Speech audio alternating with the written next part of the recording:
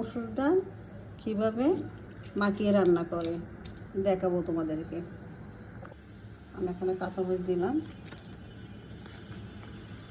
পেঁয়াজ দিব।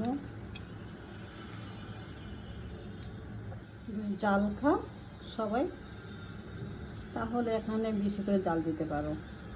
একটু মরিচের গুঁড়ো দেবো, একটু হলুদের গুঁড়ো দেবো, লবণ দেবো, তেল দেবো। এখন ভালো করে মাখাবো।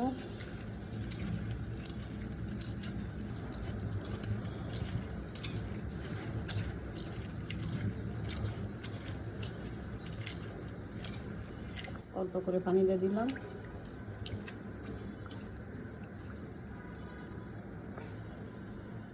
চুলায় বসিয়ে দিব।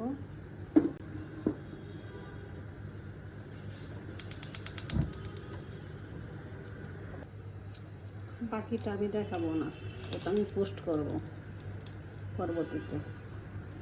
তাই জন্য বন্ধুরা দেখাতে পারলাম না, এতটুকু আমার চলে গেল।